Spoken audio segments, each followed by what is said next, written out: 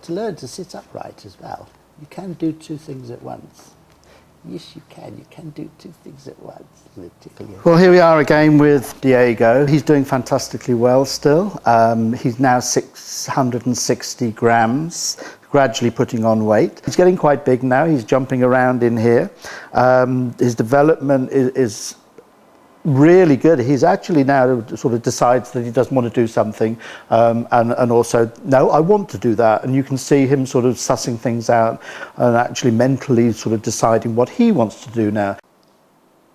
Oh, what's in there today? Careful. Get your balance. Good boy. As he's getting bigger and more adventurous, we're sort of introducing new toys. One of the toys that we've now got for him is just an ordinary little plastic water bottle. Sometimes they put a toothbrush in there, which is one of his favourite toys, and screw the lid on so it makes a little rattle. And of course that is the sort of thing that he's going to become used to when he goes back in with the group permanently.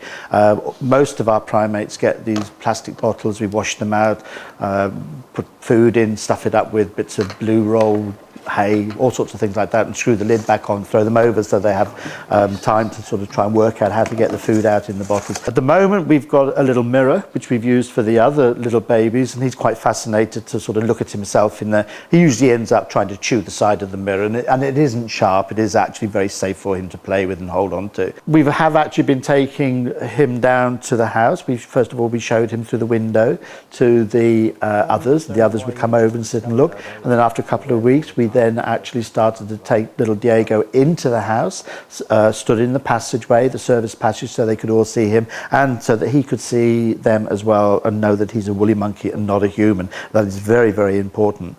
We then introduced good old Susie, who's our oldest woolly monkey that we've got here, certainly, and we believe probably the oldest woolly monkey that's ever been in captivity. She's 36 years old this year. If we covered him in bananas and blueberries, she'd be interested. Just another little baby monkey, and she's not interested, and she just walks straight past him. But that's good because he realises that there's something bigger than him there, and there's no threat. And she's friendly, she sort of gives the hello call to him. And we also introduced Big Julio now. And Julio's very, very gentle with him.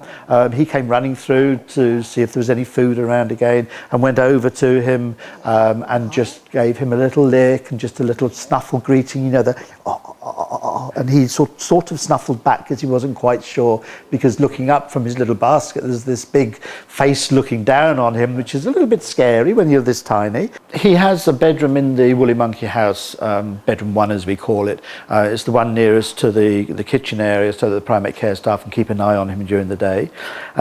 We've really got the same sort of setup as branches and the good old dog toys that we get donated. We've put them up, but we've put them up in such a way that he can actually use them to get about himself. So it's a sort of scaled down version of an adult playroom. He's really good. Yesterday actually Holly had him down there, she put him in there, and he just went to sleep on his little heated pad, and she just carried on doing the cleaning and everything. He woke up and then just started climbing around. Nobody else around. Okay, I'll play on my own. And this is now how we're developing him along to becoming a proper adult woolly monkey.